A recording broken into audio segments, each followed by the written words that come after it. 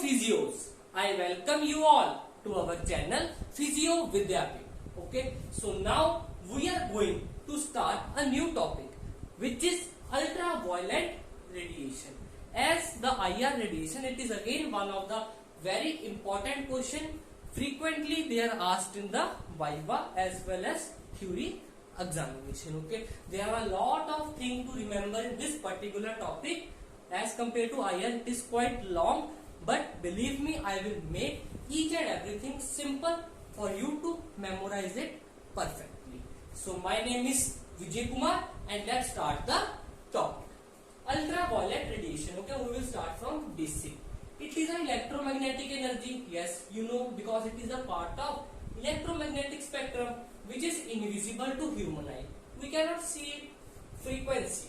See, here the frequency is given in term of in relation to the wavelength. See, you can see that frequency is 0.75 into 10 to the power 15 hertz at 400 nanometer to 3 into 10 to the power 15 hertz at 100 nanometer, which means that frequency is this, that is 0.75 into 10 to the power 15 hertz at 400 nanometer, and it becomes 3 into 10 to the power 15 hertz at 100 nanometer, which is not that difficult. You need to just memorize this point. Okay, rest all I will make you understand, but you need to focus on this value. Okay, it lies between X-ray and visible. You know the sequence: gamma, X, UV, visible, IR. This is the sequence of the electromagnetic spectrum. Na? I have explained this whole thing in the basis of electrotherapy part. Okay, you can check that video to study about whole electromagnetic spectrum. Now it lies between X-ray and visible. Simple. Now classification.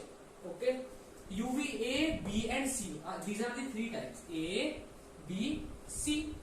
Okay, wavelength. First of all, we will focus on wavelength. This is 400 to 350 nanometer. This is 315 to 280 nanometer, and this is 280 to 100 nanometer. Simple. You need to focus that UVA have largest wavelength. 400, 315, 315, 280, 280, 100. What? Nanometer wavelength. Now, as here the wavelength is longest, long wave. This is middle wave. This is short wave UV. This is non-ionizing, and ionizing. Here the word non-ionizing means it can emit the electron, which means that it can remove the electron from an atom. It can remove the it cannot not remove the electron from atom. Not remove the electron from atom. But ionizing means it can just remove the electron, or we can say emit the electron from the atom. But here, though the radiation or the ultraviolet radiation is not able to emit, not able to remove the electron, but it can excite. You need to know the difference between excitation and emission.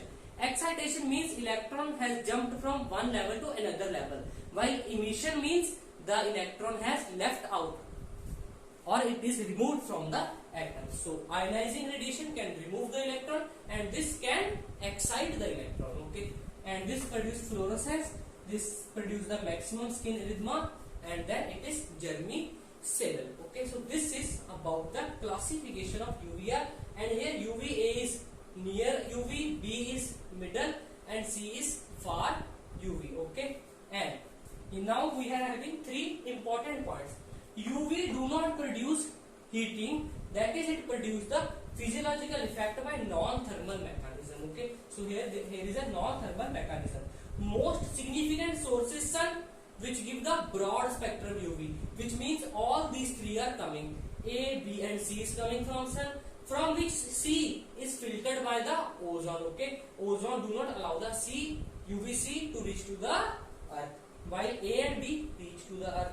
UV rays of wavelength, yes, this is important, of wavelength 200 to 100 is called the vacuum UV. Why it is called the vacuum UV? Because it is rapidly absorbed in the air, so it can only be passed from the vacuum. It can only be passed from the vacuum. UV rays of radiation 200 to 100 nanometer are called the vacuum UV. Why? Because they are absorbed in the air, so it can be passed effectively through the vacuum. Okay, so this is about the classification of UV. Now here I am explaining you the point that why UVA is called near UV.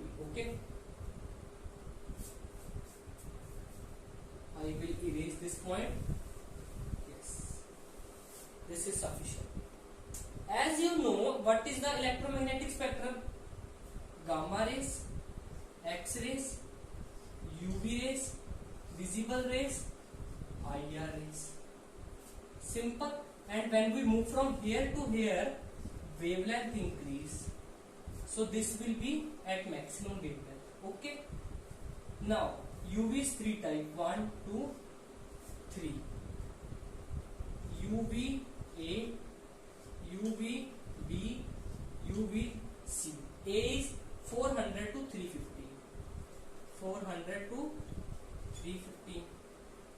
Then this is 315 to 280, and this is, okay, let me write it in this form, that this is 100 to 280. Okay, 100 to 280, then 280 to 315, then 315 to 400. Okay, 400. And visible is 400 to 760, and IR is 1, 2, 3 again. A, B, C, and A was, let me change the marker. IR is again IR, A, B and C. A is 760 to 1400. This is 1400 to 3000 nanometer, and this is 3000 nanometer to 1 mm. Now in IR we were saying that IR A is near IR, and here UV A is near IR. Why? Because they are close to the visible rays. So the part of the spectrum lying close to the visible is called the near one. Okay, so IRA is called the near IR. I have explained in the IR why UVA is called near IR. Why? Because it lies close to it, and you can see from here to here the wavelength is increasing: 100 to 280, 280, 315, 315, 400, 400 to 760 visible, which contain the VIBGYOR. Okay, then UV, IR, A, B and C. Okay, so you need to learn this point. Because why I have explained this point?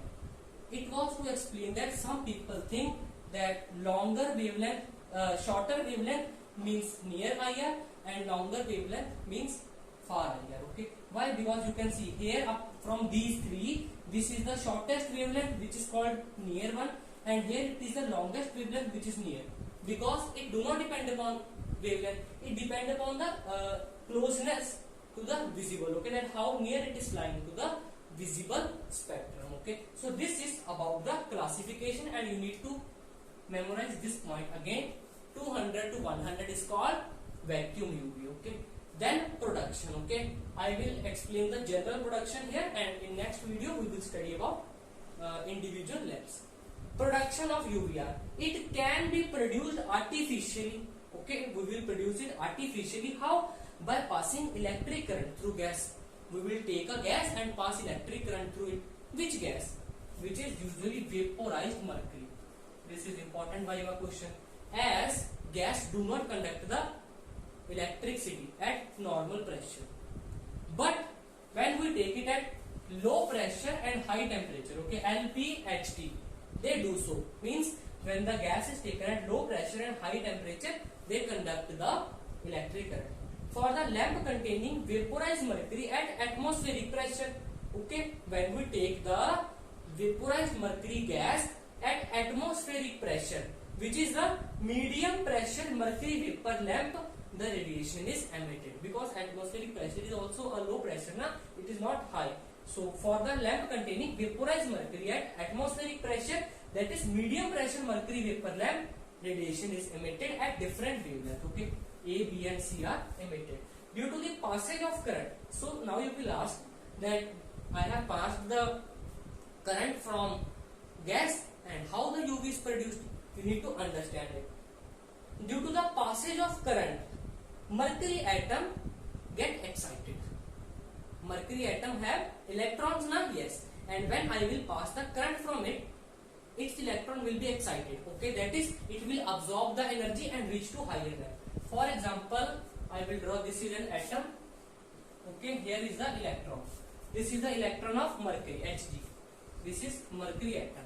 This is the electron, and when I am giving electric current, it will absorb the energy. So electron will jump to the higher energy level, and when it will move back to the ground level, it will again release the energy. This will release the energy, and this energy will be released in the form of radiation, which will be IR, visible, and UV radiation. Okay, see, due to the passage of current, mercury atom get excited and there occur collision between electron. These excited electron, when returned to the particular electronic state from which they have gone in the higher state, they will release the absorbed energy. Okay, this is the normal level. Okay, this is the electron at normal state. I am giving electric current from this side, so the electron will absorb energy and reach to the higher level. So from here to here, energy is absorbed, and when from here to here, it will come backward to the normal state, energy will be released.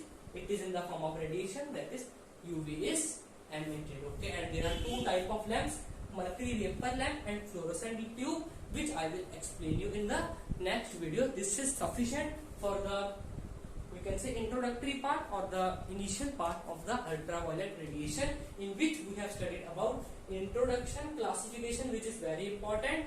This part, I hope that you understand this also. Then production, I have explained you simple production. Now in next video, we will focus on the individual lamps. Till then, keep studying. Thank you to one and all.